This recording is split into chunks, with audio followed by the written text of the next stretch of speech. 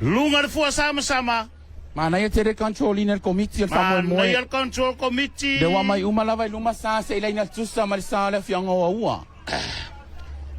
Al tau tonga le wa tau toi tunga. Vai si pala si tu no uri mala, tau no mai luma no uri mala, pa mar fana. Dai pa fana.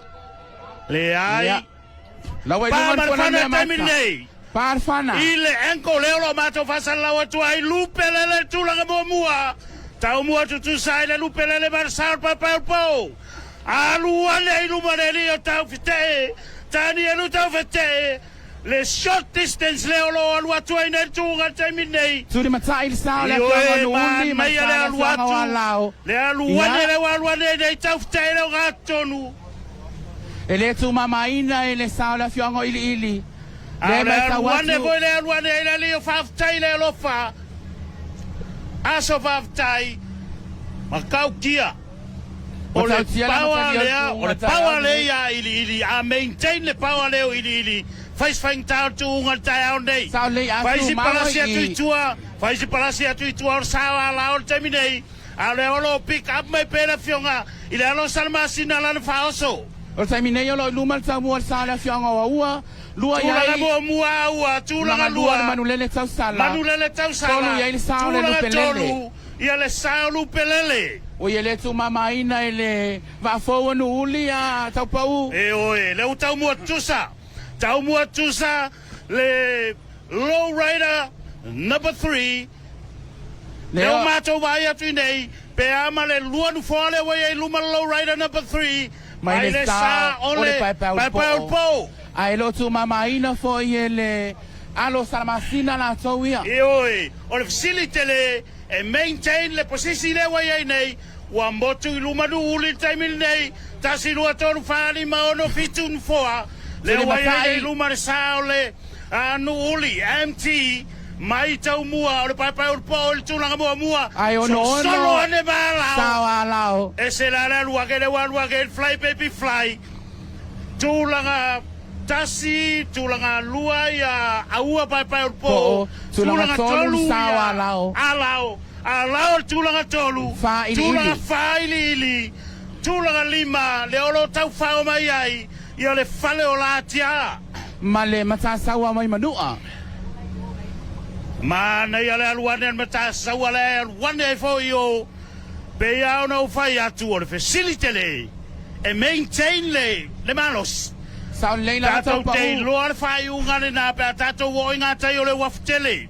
Le mai tawatu saule wa sa wale sa fo wala fianga nuli e le o tu mamaina le to faya taufte ya le o tu mamaina fo il saule fianga o aua ile anko la vale o tato tua tua te minei tulanga mua le o tu salta mua o le saule o nuli le tu salta mua nuli ya ma le sawa ua tulanga mua tulanga lua tua ya lao tulanga lua tua ya lao ile ia tulanga tolu mai ili ia mata sawa le olo fi nau mai foi mata sawa mai ili tulanga tolu le tata wo tonu la nga ile nga ta ile lenga YouTube al terminei le wa tu sale le ta mo al sa la fianga no uli ia le lo right numero tolu ma le fianga ua lo na tolu mai ai ia le sa le fianga wa lao le mana ia le sa wale ia ele itaitaya sunga ma ndai le swinga mai nga sa tele ole ma ndai le swinga mai nga sa tele terminei ole tuunga le o mai ta watu na wasili la titi mai luma ta mo sa le fianga no uli fai lava fina unga le va no uli ia mar pai o pol terminei tulanga mua tulanga le wai luma le tau mua le sa no uli pe amal tasi lua tolu fa lima du foa le wai luma le sa no uli lava yep gain that's the style I was away to terminate so la the most experienced crew ile tato tuunga tao nei yep lava to mu so ale fa sanga mai a papa so le tunga le fa ye papa la ngana tama yo le mai e le o to mamao ai tini lo mal tunga yo ma na yo le sa le sunga ya tino ya male por telenga ya pau maintain mai ai lava saune na e te lele avanoa e iai le swinga o le tuunga le nei ai mai se le tūlanga wha le olo fina mai ai le mata saua ma ili Tau pa ua te whai atu, a whai whai atu e mua sao na whianga no uli. O ia we e la koe poloka foi le au wala au ngele vale sau mai a pia. No uli e wha mole mole au wane inga e no foi fale. So ia le holunga le au wala wha mole mole. Le au a tolu nu foa ua motu ato ai luma. Le sao le whianga no uli. Low rider number 3. Tolu fasila au na mai ni sila so nei. Le au e sila iai. Wale ale atu maltulanga mua. Ali tapau. Tolu fasila au na mai ni sila. Ia mai tatafa le nei aso e papa. Ia sanga ila ia le mano le tunu le alu papa na ia. Alu papa. Sao ai siko inga lutu te nari fui mo no vai le mana ia. Tulanga mua no uli le aua afa fautasi wa ia ilu marsao no uli mai le tau mua o pai o po. Pe amale afa fautasi tua mai o tau muli o pai o po. Sau el tulanga tolu fly baby fly. Tu mau mai lava le kein mai o le tasi lua tolu mai le tulanga fa le olo fina mai ai le na sao le fio anga o le motu sao manu tele ia mai ili a fai fatu ma winan mano sio le sao le fio anga o nuli ia wata oto ale numero tasi na to ale numero a ono ia le wa mai ta watu wa fai asina Mama tuan sao le afio anga o fangatongo le ise ulo le moana ia tasi ne yo sawa leva foi lana tau tua o mana o mia se high tech phone a brand new yeah wale boom town foi la le Sunday ia wa boom ono boom number 6 le utato vai atu fautasi ato ale wa secure ia taute now taute secure the first place of the heat one from the Pai Rupo from Maua. As well as by Paulo Paul from Maua skewer the number 2, followed by the number 3 is the Fly Baby Fly from the village of Alao. Hey, le swinga. I'm telling you, hey, le swinga tuunga nei pea o vai atu le tula tu ai sa tele.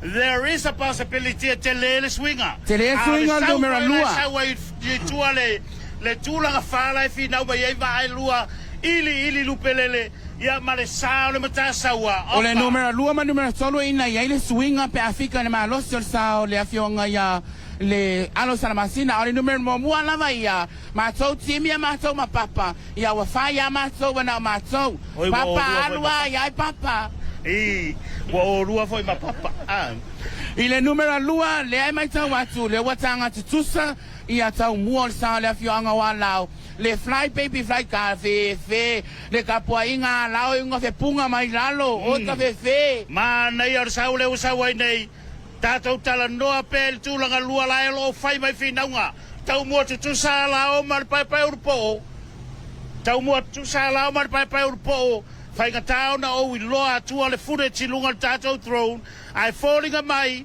e o mai na tai o marina o sui ato e alao le fatulanga na tuunga terminei awani tato tando tulanga mo mua ku papa le ko papa tato walu tuno ele tulanga lua terminei alao male sao le pai po tolu fautasi tua atu le sao no uli tulanga mo mua le hit mo mua o lo fina mai ai le tulanga lua le pai po mai ua lua lava va le isai le o tau va ile tulanga lua mal tulanga tolu wa mama lava le tulanga mua makau kia saungu uli le sa wai nei wa yo wai ai le swinga o te vai atu le anko le lo tatu e wai le swinga le wai lumal tau mua o le fly baby fly mai le pai urpo lua va le isai le lo fai mal tau va tami nei yes I'm right pai urpo mai le fly baby fly mai alao ai peto e amale lua se lau tot se lau mita tini le tulanga mua ma ngai ala sa walau ile sekiwa mai na so na avanoa papa no uli man le tau sala mala fianga no uli awane ngai elo sa le awato e nu mera mua lua o lua sunono ile hit nu mera mua another win for the first boat of Nuuli village. Another win secured just now by Taufete Tuli matai le. Tuli matai tunga numero 2. Sa wala fina uga le tula Mai le fly baby fly. Uga ko sui ili ia le uga le asole dei. Ala ole tula lua. There is a possibility ili we're still there is a possibility ili we're still Ili numero solo. What a race. Lea laua tūlanga wa taoto mai ai nei. Tūlanga lua lao. Tūlanga tolu ili. Lupelele. Tūlanga wha. Unofficial result. Unofficial result for right now. The winner of Heat 1, Taufite. Daniel Taufite of Manulele Tausala and the Manulele Tausala crew. O le tulanga mo mo lava ia na pe ona tati ya tulanga. So tato hiti numero mo le wa fa tulanga mai ata pa u tulanga mo manulele tau sala me la fianga no uli tulanga lua a lao mai la fianga wa lao tulanga tolu ia le lupe lele mai la fianga ili fa aua pa paul po lima matasawa ono fa leonatia ia male sa muli ia o le sale o le afio anga whanga tongo o le ise ula lea wa tau nuu mai ato ia i le fitu o tātou Fautasi. It doesn't matter po feu ia i le ise ula as long as cross le ise ula le tini, le finishing line iai lava lona tau lia i te tono le tunga Fautasi. Leolo se kuakuaka ko camera o ia ise ula leolo i le tula i sae ngā tai o le stakis le one e ngā tai o le metro sovaa ia le sa o le fioanga o whangatongo le ise ula moana. Ia o le olo tau mwhaila vani pale e tu leilo na sa ina ia maua ia le leina lea Malasia le finishing line a wafo i le tu unga i le so ai maka ukia le melen kupungi le kae. Uta ukia i o tunga Fautasi o le ukia so le Fitu va. Faisina sawa tele o sane o la whaonga no uli. Ni, sawa tele. Amerika Samoa le atunu upele. Ia o le taunu unga nao lau hiti numero mo mua tai au nei. E peo na a fonga inatu. E le tofaya topa u. Ia o le tuunga Fautasi hiti numero mo mua leo taunu u. O le tatou numero mo mua. Ia o le sa o la whioanga no uli sa fo le lowrider. O le numero lua, ia o le fly baby fly, le sa le fianga o alao. Numero tolu, o le sa le fianga o ili lupelele. O lona fa, o le paipau po me le fianga o ua. Lima, o le matasawa, mai le manuatele. Lona ono iai, o le sa le fianga whalolatia, mai papa iai. Ia ma le numero fitu, o le sa le fianga o whangatongo. Ia le alama toto e anga atu i tai le Amataina Mertato hits numero lua topo. That's the unofficial results, American Samoa. Number 1 secured by Nuuli Manulele Tausala. Lowrider number 3. Number 2 Alao from the village of Alao, captained by Afionga Ilealo Salmasina Satele Lili Oli Tai. And number 3, secured by Ili Lupelele. Namadwenga mamana le tua. Yeah. Whainga tai o tau whatonu ina o sa o no le Savili. Savili le wa matan sisi i taimi nei.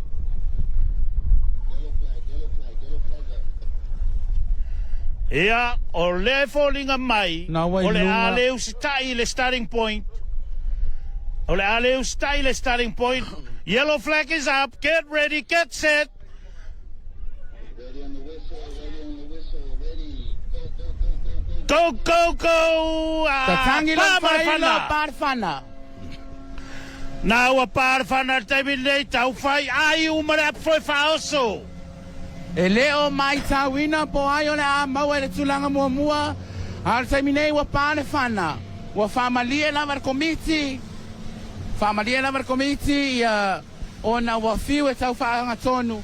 Al taimi nei. Lo tau sa ilia tu lava stato anko i nei meo lo mato vasa laua tu ai.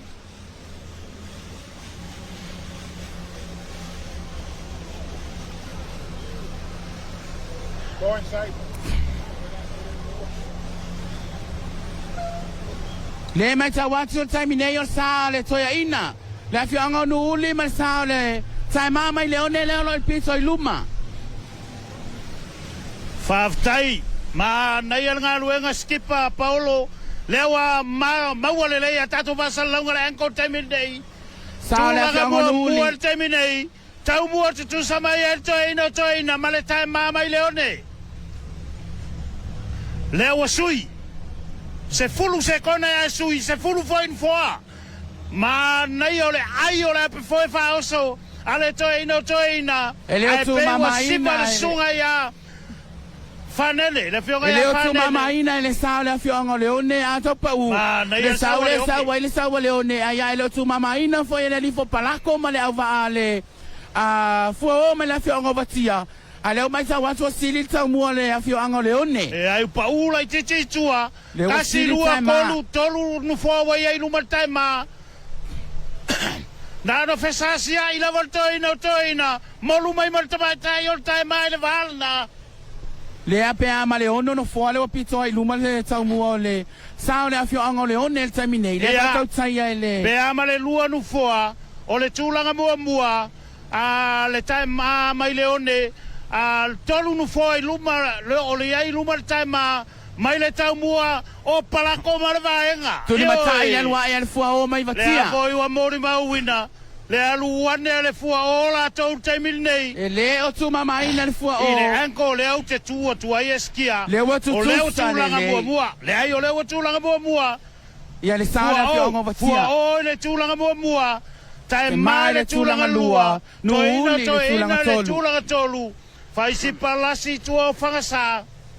Fai mai voi whianga whangasana tōng pango. Ioi, ole mea te lele ua tupui. Ole ua se vai va mamafa. Ai matua I struggle lava ia high tech. Fabric. O va ia high tech e lua le aeto ma le Whelfan Samoa le ua whai a si struggle taimi nei. Nā tai tonu lava tai lenga yutu lei a leo mai tau atu. Ua afa Fautasi na wai ai luma le sao le afio anga o vatia. O sola palako. Wa alu palako.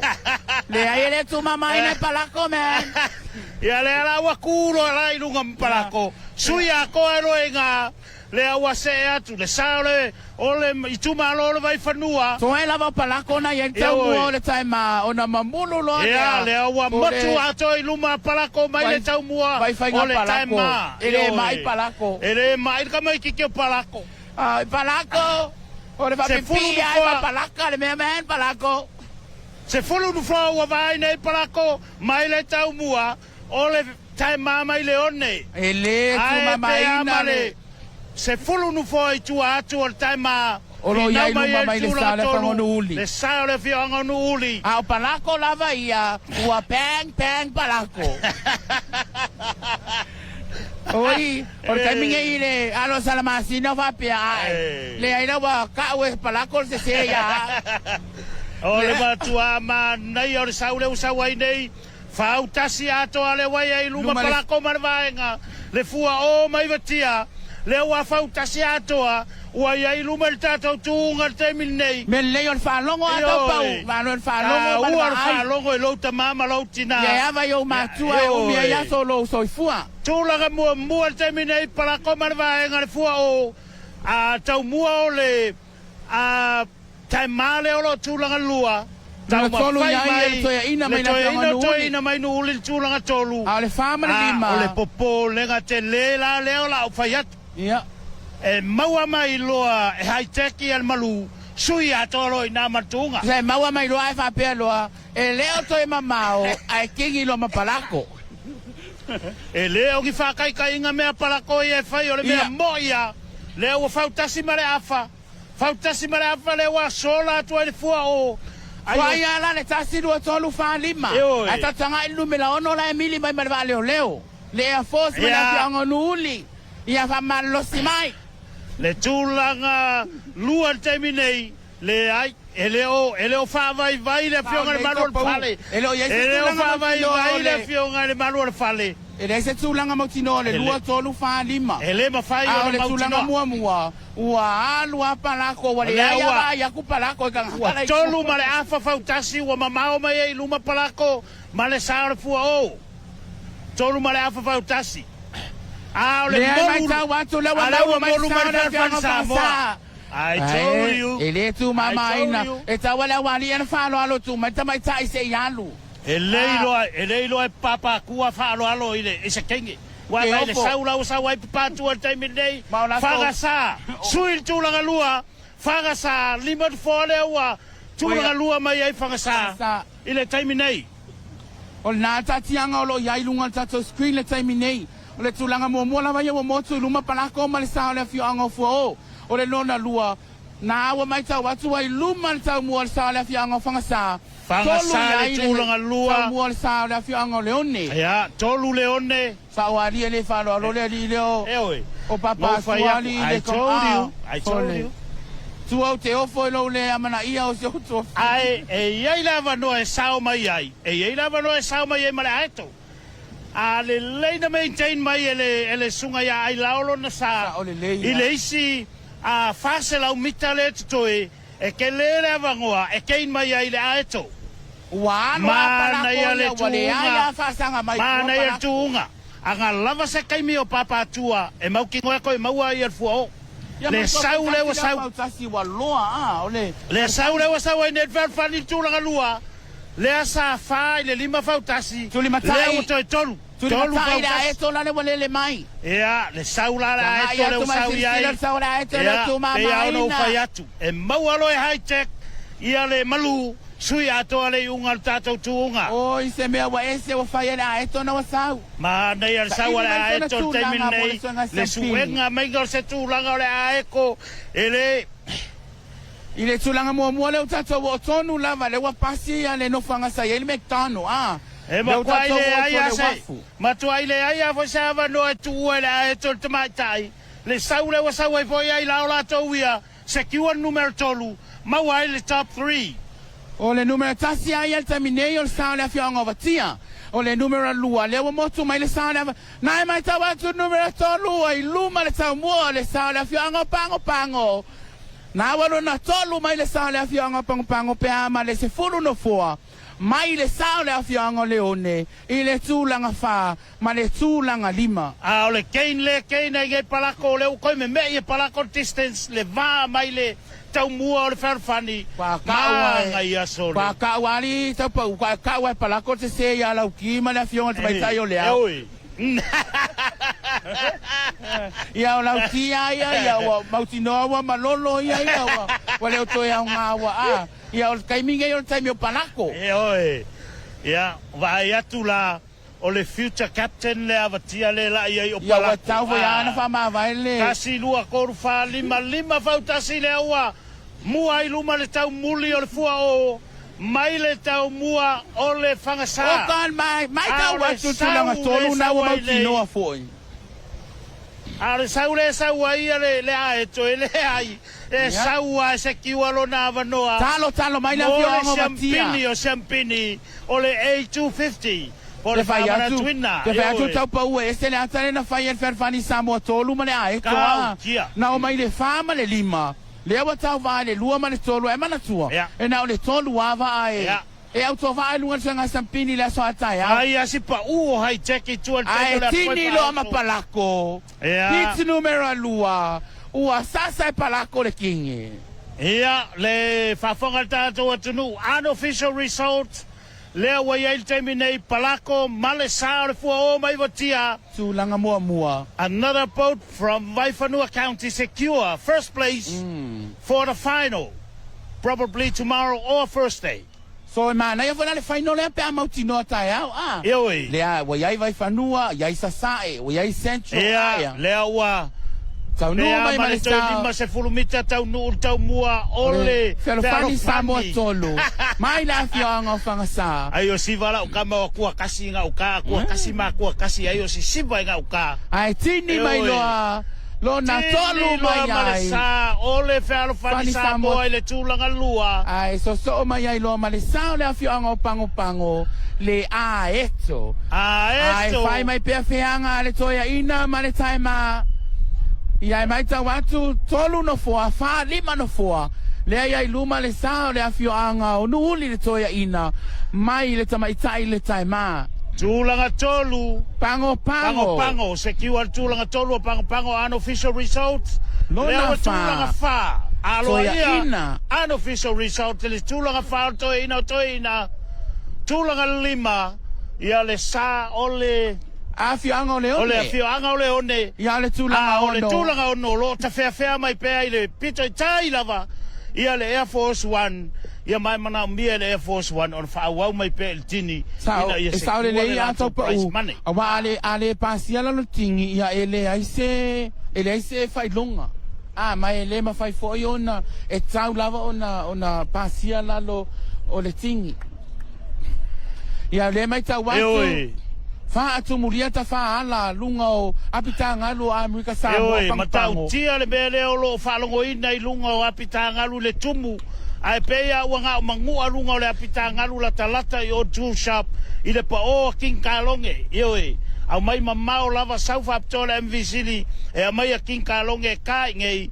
Awa ia le tape nanga le sunga ia faletoa i laita le asau ia mare sao manu tele malo au tato talia pel tau nu mai o le sa muli o le tuunga lo na lua hiti numero lua le Air Force te masalo tau nu mai lo ai timu lo ia le tunu ule na ua fafonga iai unofficial result i le so mai le avano le ne fia falau lo atua e tato major sponsors le American Samoa Telecommunications Authority Rick Crew ia male ASG le whainga malo Governor's Office i lalo taitai ngala fionga i le kovana malu tena kovana le Reed Group le olo iai le vaenga le nei ale Samoa Ford Motors le ngate Samoa Ford Motors le whangu vai o le vai malu alo tufaina le olo le alai tafuna ai mai se o le sa o le ai mai se ia ole vai an me inu la wi loe le tunu le smart water le olo la to lango ina le nei la fa mo le so le suga ia palako male vaenga palako male me ato ale olo e vai mai ai ia male ato le fu le United States ele mai palako the winner of hit 2 A250 so le wa mau Fautasi race ato pau le mau tino alta ono tai au le final ai unofficial foi la ia o le hit numero mo o le sao le afio anga o nuuli le low rider fo lo na lua ia le sao le afio anga o ala lo na tolu o le sao le afio anga o ili ia ona va popole ia le tula mo le o le afio anga o vatia o le numero lua o le afio anga o fansa ia ma le numero tolu o le afio anga pango o nga wina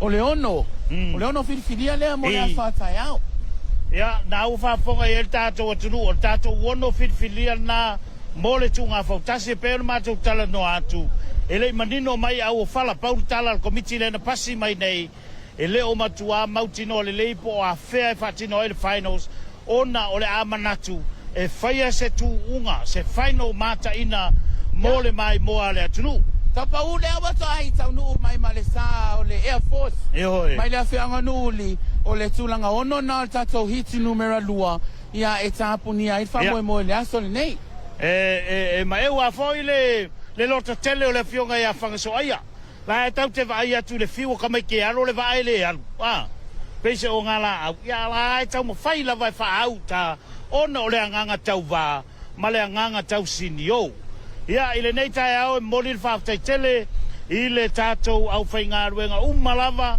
ila tou na ngafa tau di maina le nei fa moi mai lava le vave au na leila le ngata le vave au nafi a le vave au le so ia le au tau si le sila ile tau tua mare au nanga le KVZK TV partnership male Reed Group fa pe fo imale American Samoa Telecommunications Authority a wale au ina tu nei fa salonga tu sao mo lau whaafonga mai mo mai tutuila mamanua.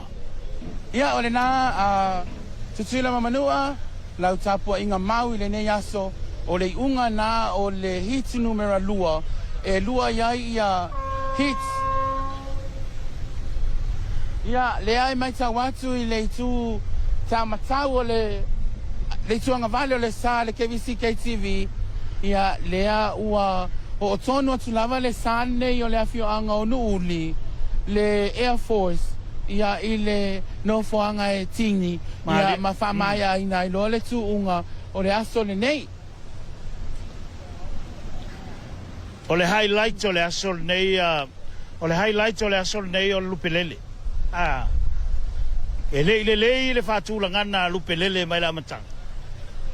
O le toe ungai le ungai mai lupelele i le temilen taunu mai ngā tai o le Rainmaker Hotel o ina le sui atoa ia tu ungai le so. Ana mamao se saua le tu unga. Ia. E ono ia il swinga. E ono ia il swinga. Ia so ia wa kukoru wala lupelele.